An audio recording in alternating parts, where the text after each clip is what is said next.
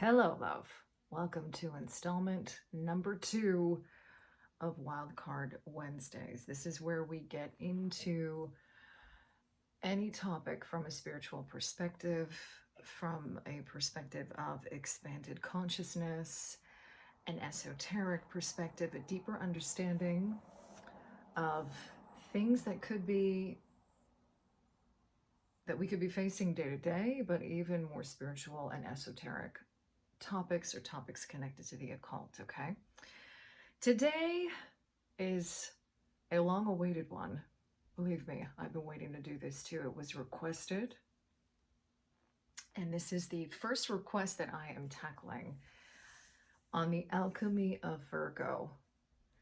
The alchemy of Virgo. Now, I'm just going to preface this by saying that there are many aspects to every sign. But I've always felt that in many ways, actually, let me rephrase that. So we often get a very, just like with anything in this world, we get a very kind of one-dimensional perspective on things. And astrology, of course, is no different. When it comes to the signs, right? There are always kind of certain stereotypes, right? A lot of these are from pop astrology. But the crazy thing is that pop astrology has served a purpose, right? Because if it wasn't for pop astrology, not as many people would be as exposed to astrology, knowing what it is. At the same time, it can also cheapen our understanding of what astrology is and make it, again, very one-dimensional, okay? Now, with regard to Virgo, Virgo has many dimensions, just like every sign, but there's one aspect to Virgo that I feel gets overlooked, again, amidst this one-dimensionality, right? And that has to do with its alchemical properties. And when I say that, what I mean is, as an archetype, Virgo is very much connected to alchemy.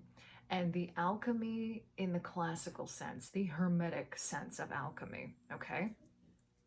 Now, I am not a student of alchemy. I just want to be very, very clear. I know of alchemy. I have read on it, right? I am informed with regard to alchemy and what it is. I am looking at it from a much more, what's the right word here? A kind of universal, esoteric point of view, okay? So from time to time, I will be referring to my notes. These are notes that I've made based on my own understanding and intuiting, really, and just sort of like feelings that I get come up around Virgo being alchemical. Now, specifically, it's alchemical in its ability to purify and distill, okay? One thing that gets very, very overlooked again is the aspect of Virgo that is purifying. Now, this is connected to the name Virgo and the root for Virgo, and a lot of the times we use the word virgin or maiden to describe Virgo. And unfortunately, I say this unfortunately because, again, it is one-dimensional, going back to this one-dimensional understanding of what it is to be the virgin or the maiden. It always gets connected to sex and this idea that it is sexual in nature, meaning that a virgin is an energy or a person who has not had sex yet or sexual relations, when in fact virgin, the true meaning of virgin, is onto or independent to oneself, right? There's a great, oh my God, Jean Shinoda Bolen talks about this in Goddesses and Every Woman, where she goes into the virgin goddesses when she's speaking about Artemis, Athena, and Esthea. They're powerful unto themselves, okay? I was just reading, and I'm going to get to this in a second because this is so synchronistic, this beautiful synchronicity. I picked up this book last week This is the Taschen series from the Library of Esoterica. There's one on astrology and there's one on tarot. And I picked these up just last week. They found me. I had seen them a while back and knew that at some point they'd be coming back into my stratosphere, and they did, okay? And what I love about it is the section on Virgo in this book speaks to Virgo's alchemy, and also to this, obviously, idea of Virgo and what that truly means, right? And being self-contained, all right? Independent on to oneself, self-contained. That is the true meaning of what virgin means, right? In essence, you could say it is pure. That is the meaning. When we talk about virgin olive oil, right? When we talk about virgin land, right? It is pure. It is self-contained, okay?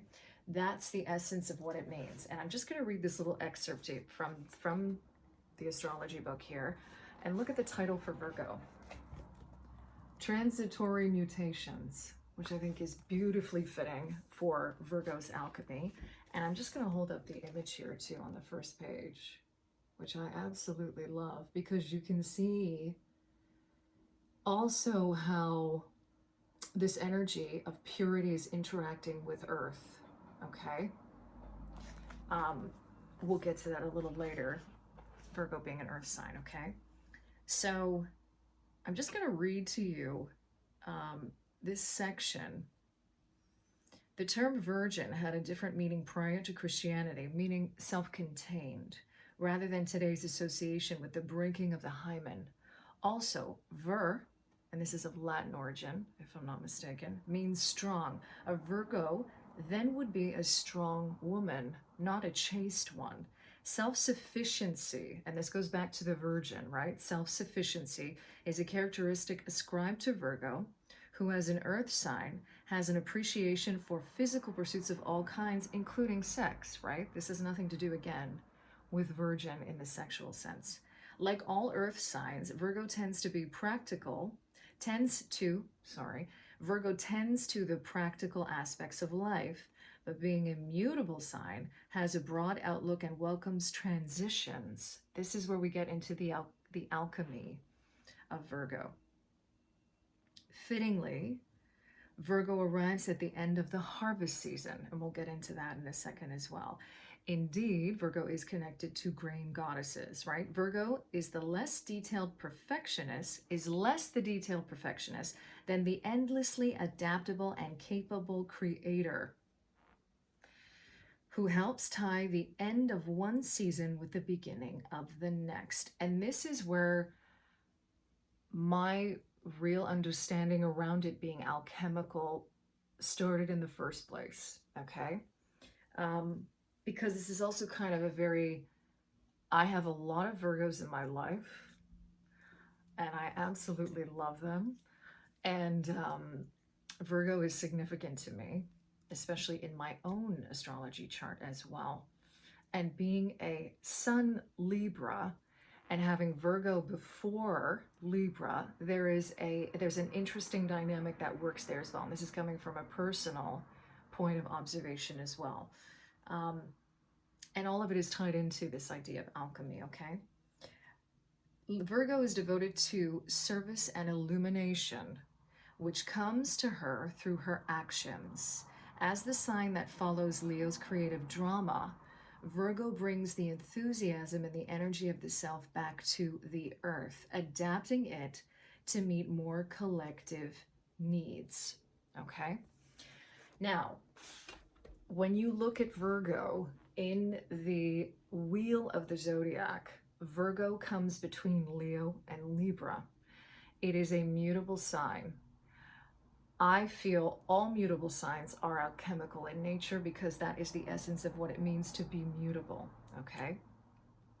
When you go from Leo into Virgo, what we get is a distillation or a purification of what this particular writer, and I believe her name is Andrea Richards, really beautifully written, okay? what she's saying is that we get this distillation of creative force and energy into something that can become physical, into something that can be made tangible, into something that can be focused energetically. That is alchemy. And I could pretty much end the video there, but I'm not. Because we can expand upon these things. And I mean, I don't know how long this video is going to go. I hope it doesn't go too long.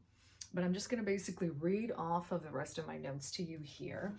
I also wanted to add too that when I was opening the tarot book today, I saw this, The Alchemy of Self, right at the beginning as an introduction, written by Penny Slinger from this book, okay? And I thought that that was beautifully synchronistic in describing Virgo as well. This is the alchemy of self, because Virgo is the last personal sign of the zodiac. And then we move into Libra, where we begin the relational signs, okay? So from Aries to Virgo, right? We are focused on the self. If we look at the wheel of the zodiac as a journey of the soul, starting with Aries, where we are birthed, where we are a baby, where we are in our infancy, we make the journey where we start with simply I am, right? We make the journey through each sign, learning more and more about ourselves and who we are and what this soul journey is. And when we get to Virgo, we bridge the personal with the relational. Hence its mutability, right? Hence the fact that it falls literally right before the fall equinox when it comes to the seasons, and the sun goes into its fall in Libra. And this is where we start to relate. Oftentimes, Libra is given the statement as a descriptor as I relate. We go from I am in Aries to the polarity of Libra in I relate, okay? Oftentimes they also use I analyze as, like I've read this in different books, I discern, I analyze, I discriminate in Virgo. But I would go a step beyond that and say that the analysis of Virgo is different from Gemini. Now I want to touch a little bit here upon Mercury. So Virgo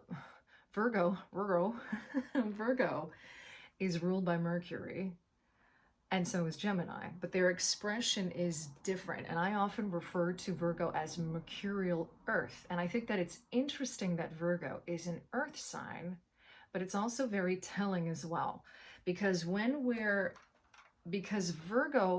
Mercury as a planet is exalted in Virgo.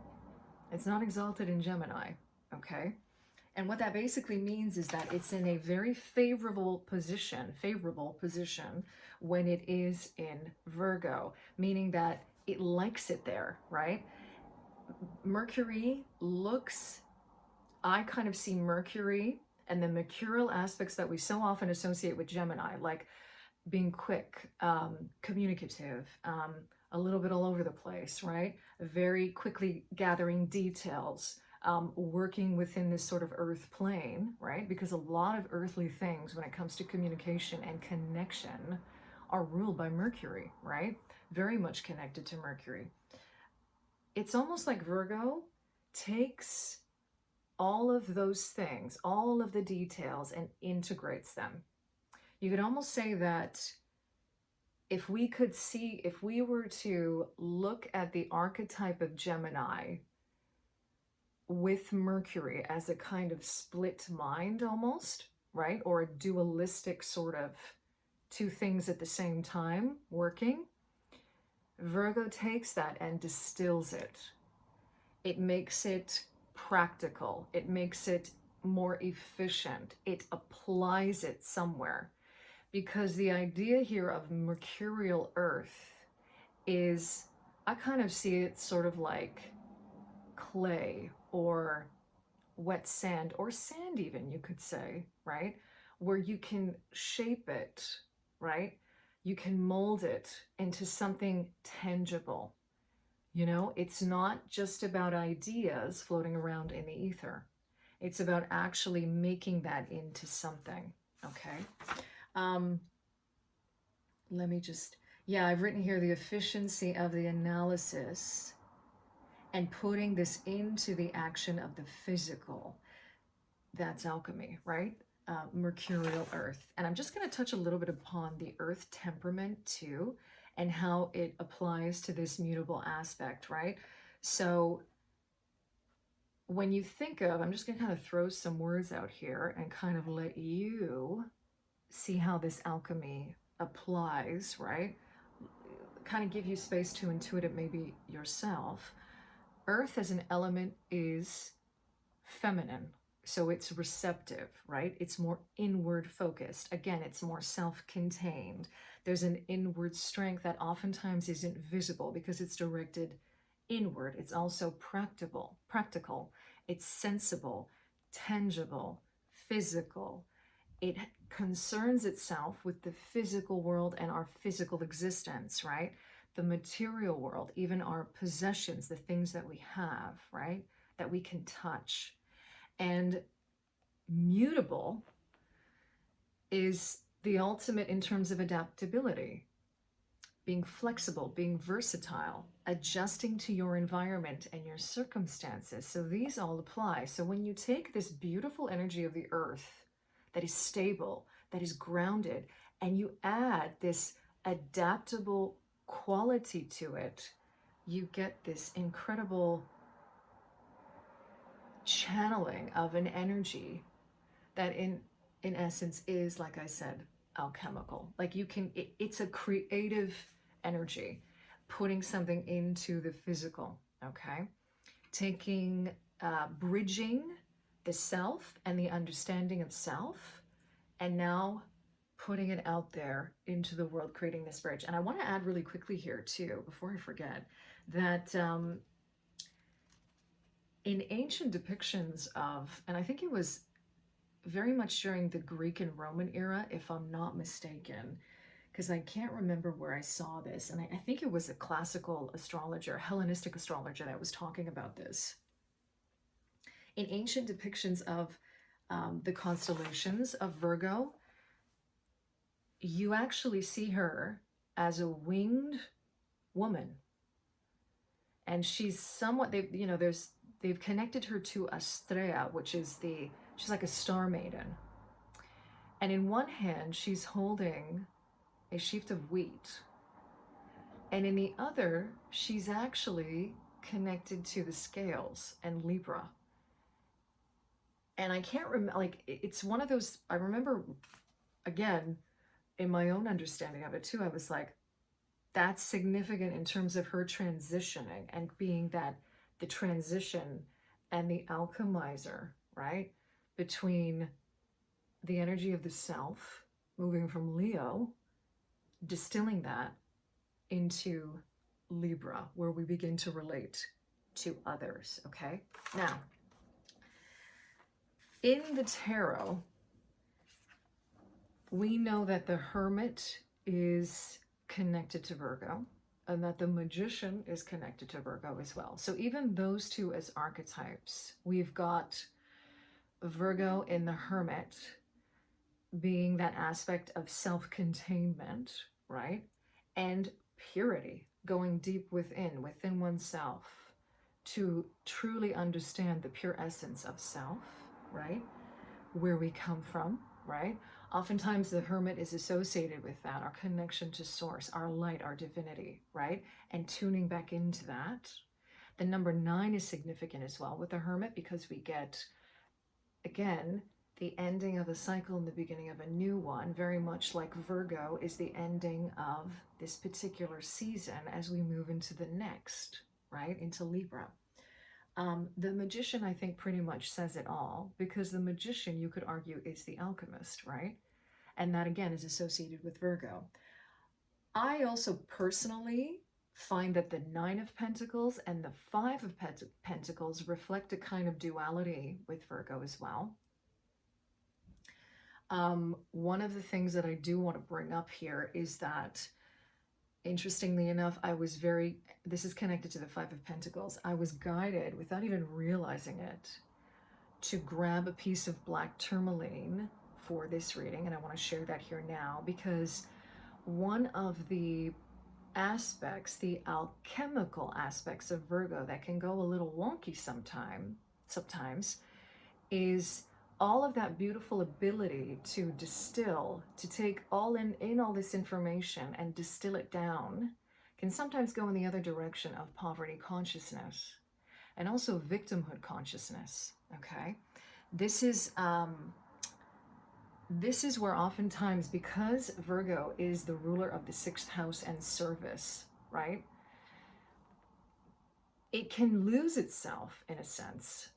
It can not give itself enough credit because of the distillation from Leo into Virgo. Okay, I don't want to get too kind of off topic into that for the sake of brevity for this reading, but it is a potentiality, and that speaks through the 5 of Pentacles. And I really feel that that is an aspect, it's a shadow aspect of Virgo.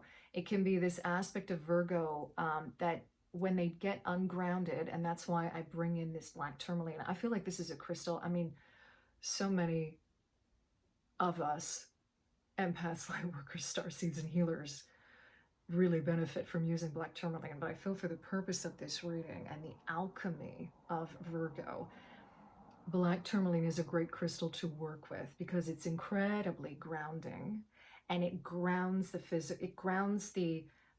that creative force that we come out of Leo with, right? That fire energy, and it grounds it into the earth, okay? With black tourmaline here. The 9 of Pentacles is sort of how I see Virgo when Virgo's shining, right? When Virgo is in their happy place, okay? Self-sufficient and proud of it, right? They know who they are. They're able to relate easily to others. There's a confidence about them in that too. And also, these could all be separate videos, by the way. If you're interested in going deeper into this, we could totally do this with each of the cards, okay? I just wanted to kind of bring them up here for the reading since we started talking about it here. So I also feel that the High Priestess in the virgin self-contained aspect of Virgo applies as well.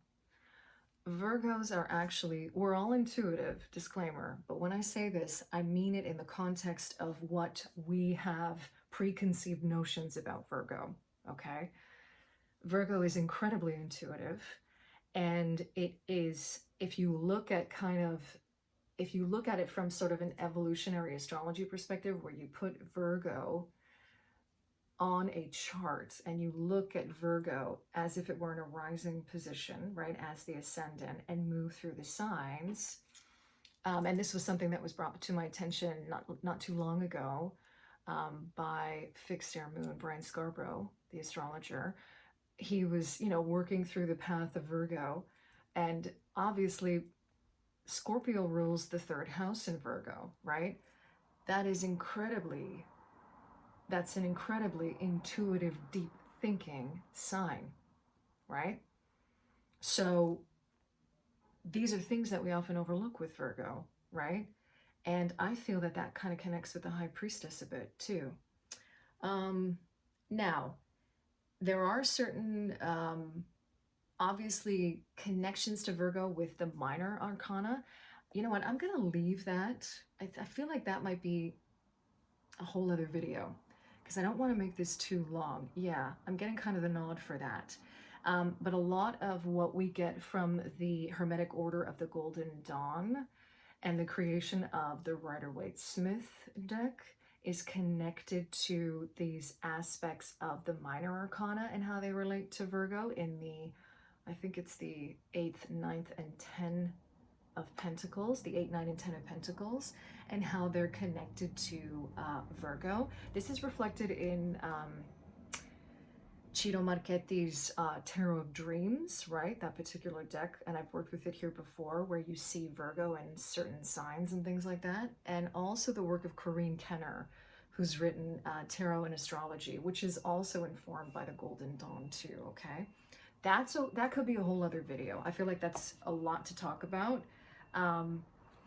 But I invite you to connect with what resonates for you, right? Because it could be that something specific speaks to you in the tarot that reminds you of Virgo.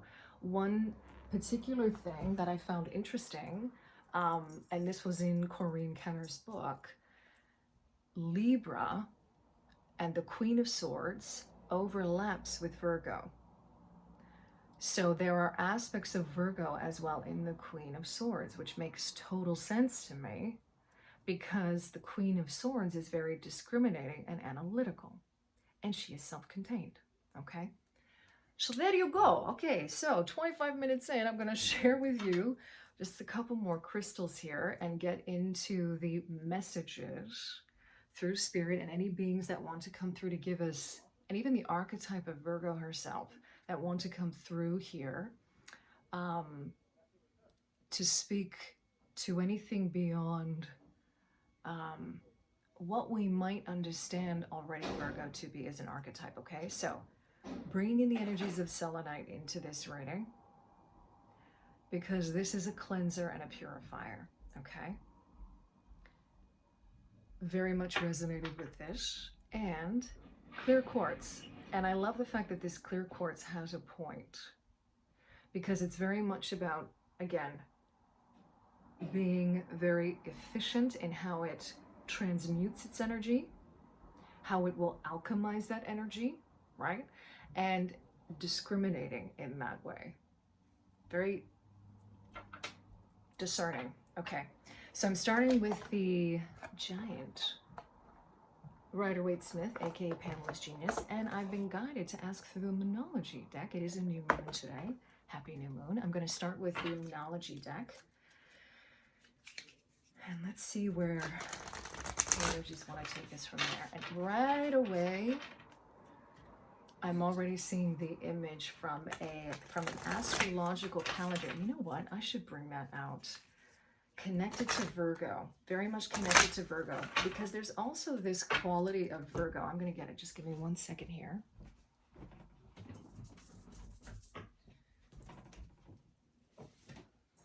This is Llewellyn's astrological calendar from 2021. Okay. This is Virgo right here. The artwork is by, I can't remember his name, Jason Juta. Okay. And this is the image for Virgo. I just want to bring that into, because this is what I'm seeing. And crazily enough, she's got a moon right behind her, eh? Asking through the Moonology deck. I absolutely love that. So just take a look at that image. It's kind of reminding me of the Nine of Pentacles, actually. Very...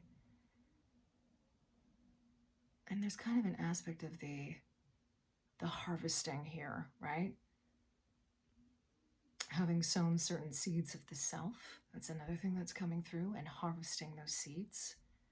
All right, the colors here as well, very healing. That's another aspect of Virgo that we could have a whole other conversation about, right? The healing, alchemical healing.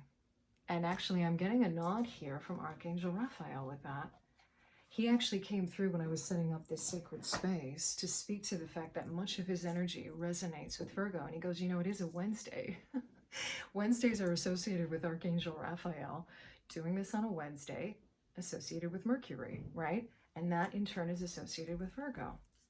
And this green and gold energy, I was guided to put this on today. This is Cat's Eye.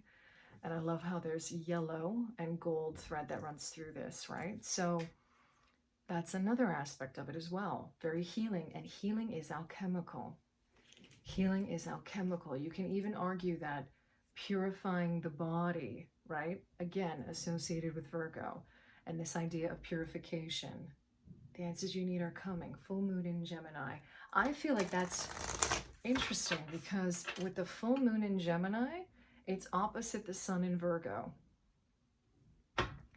So it's almost like there's an aspect of this that speaks to, what am I saying? I'm talking about the Mercury. Okay. This full moon would be in opposition to Pisces, which is another mutable sign, just like Gemini, right? And it's speaking to the fact that this is alchemical again, right? A nod to this purification, this cleansing aspect, this letting go with the full moon. Okay, that's what I meant by that. I apologize for any confusion. Going back to this idea of alchemy again, okay? So let's see what wants to come through here. And there's an innocence as well to this. It's for the pure purpose of simply, it's interesting. I don't even know how to, it's sort of like what Spirit is showing me is that it's done for the sole purpose of the joy of it. This distillation. And they're actually pointing me back to the full moon in Gemini. You know how like the Gemini archetype and that energy loves to talk. And they do it for the sheer joy of just talking. And with Virgo, it's the sheer joy of this distillation, of bringing things down to earth. They love that. It's just an energy of like the analysis and being able to bring it to a point. They're showing me this again, you know, bringing that analysis to a point. Because I'm hearing, what else is it good for? It's such a Virgo thing. I love that. Okay, so we've got blue moon, believe in the impossible. I almost feel like this is a message for Virgo. Adjustments are required. Third quarter moon. A time for healing, balsamic moon. Okay, so this is pointing to this believe in the impossible is actually, interestingly enough, it's almost like right now, this is advice on behalf of Virgo, on behalf of the Virgo energy and archetype, asking you to believe in the impossible because of the creative aspects of Virgo that are often overlooked, right? Adjustments are required. Adjustments, this is all about the mutability, all about the alchemy of Virgo. It does not tire of that. It doesn't tire of that. You know, with this third quarter moon, that's building up to this point of exaltation in the full moon, right? Of release, of a creation of some sort. And then we've got a time for healing, the balsamic moon, which is going in the opposite direction. And that's a nod to the healing. That's a nod to the healing aspects of Virgo. Have faith in your dreams, waxing crescent moon. Yeah, there's so much about, there's a lot, what this energy is wanting to bring through is Virgo is actually a lot more creative than people think. Because it's taking the energy of Leo and it's creatively distilling it in a way that, and what I'm hearing right now is that intention is really important. That what are you creating? Because that is the power of Virgo. If you're able to tap into those energies, and remember, we all have Virgo in our chart somewhere, right? Astrologically. It's there. There's always an aspect of it. Check your house, right? It's almost like that's what it's saying. Where are you doing that? Deliberately, with discrimination in a good way, right? Where are you being discerning with your creative energy? Ooh, and where are you putting it? That's another big lesson with Virgo. Because this is like a superpower, right? That's what I'm hearing. It's a superpower. And I'm actually seeing like the image of a phoenix. Yeah. And the purification, those energies of purification. It's so interesting because we usually associate Phoenix energy with Scorpio, right? Again, it could be that Scorpio in the third house, right? It's really, really fascinating. Just really, really beautiful. Okay. Asking now through, got the strength. This is Virgo's strength. Something in the lemniscate there and infinity. I'm hearing eternity of self. The eternity of self. And understanding the purity in the eternity. They're directing me back now. Spirit's directing me back now. And these Virgoan energies direct me back now to the Hermit. Eternity within the self. Going within. meditation, purification, the purity of self, you as a spark of source energy. Okay, let's see what wants to come through now, this particular deck. Any expansion on our understanding of Virgo? Yeah. Now seeing it more from a cosmic perspective. Here we go. We've got the Chariot coming out here. It almost looked like it came out in reverse here, the way it just flipped over, but I picked it up and it was kind of like this. Okay, this is interesting.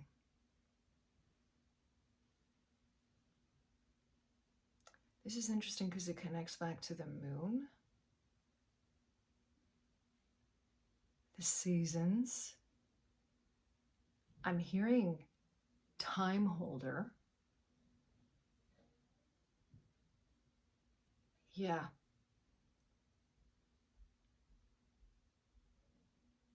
They're showing me, yeah, I'm being shown Virgo as a bridge.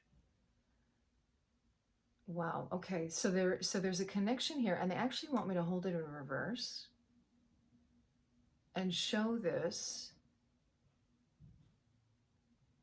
as Cancer. Cancer is connected to the Chariot, right? The sign of Cancer.